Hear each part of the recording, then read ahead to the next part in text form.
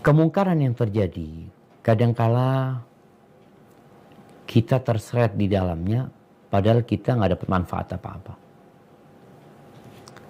Tapi ketahuilah Allah memerintahkan kepada kita untuk saling tolong menolong dalam kebaikan.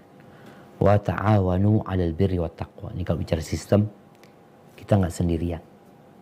Ada orang lain, ada atasan, ada teman sejawat, ada mungkin anak buah. Kita diperintahkan untuk saling tolong menolong dalam kebaikan. Wa la ta'awanu 'alal itsmi wal 'udwan.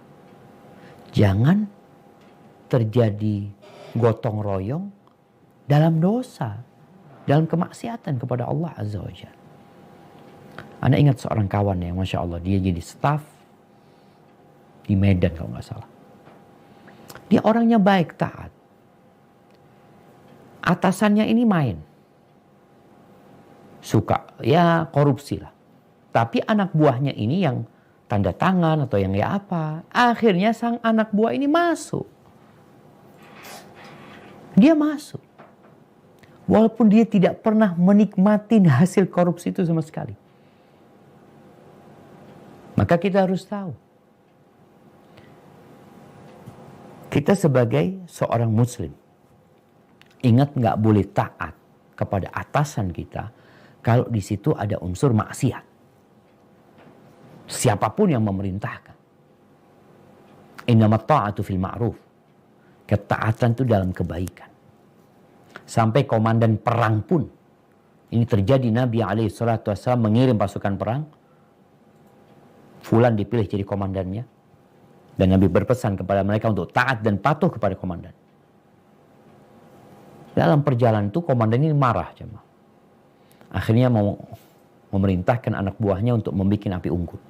Setelah api itu jadi, komandannya memerintahkan kepada mereka, kalian masuk semua ke api itu. Kata mereka, gimana? Kata anak buahnya ini. Sebagian mengatakan Nabi nyuruh kita taat, ya udah kita masuk ke api. Tapi sebagian mengatakan, kita ini sedang lari dari api neraka. Kok kita sekarang masuk ke dalam api tersebut? Ketika ribut anak buahnya, komandannya amarahnya mereda. Akhirnya udah nggak usah kata dia. Sampailah beberapa hari kemudian mereka ke kota Madinah, mereka laporan kepada Nabi SAW. Maka Nabi mengatakan kepada mereka, kalau kalian masuk, kalian nggak akan keluar dari api neraka. Innamat ta'atu fil ma'ruf. Taat itu dalam kebaikan. Makanya la ta'ata li makhluqin fi ma'siyatil khaliq. Nggak ada ketaatan kepada makhluk kalau urusannya maksiat kepada pencipta. Orang tua pun kita nggak boleh taat. Maka kalau tadi dikatakan anak buah taat gitu ya, karena sistemnya seperti itu, ya udah, engkau akan dapat bagian dosanya. Dan di dunia pun, kita yang bicara di akhirat, di dunia pun engkau akan ikut terseret gitu.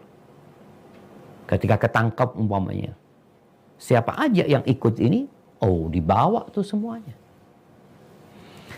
Maka tugas kita maksimal mungkin untuk, ya kalau bicara terpaksa sampai titik mana sih terpaksa kita? Kita nggak terpaksa, kita kadang-kala takut sama kerjaan kita. Ustaz, ana nggak enak sama atasan Ustaz. Ana nggak enak sama fulan. Kenapa antum nggak enak sama Allah SWT? Kenapa antum tidak nggak enak sama Allah? Apakah bos kita yang memberikan tangan kepada kita? Bos kita sehingga kita disuruh tanda tangan, kita tanda tangan. Emangnya tangannya dari bos kita? Bukan. Emangnya bos kita yang menjamin kita, hidup kita? Enggak.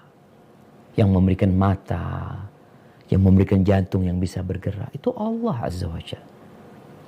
Sehingga seorang muslim itu harus bismillah. Kalaupun dia harus kehilangan posisi dia. Karena bosnya yang zalim, nggak ada masalah insya Allah. Allah akan kasih ganti yang lebih baik.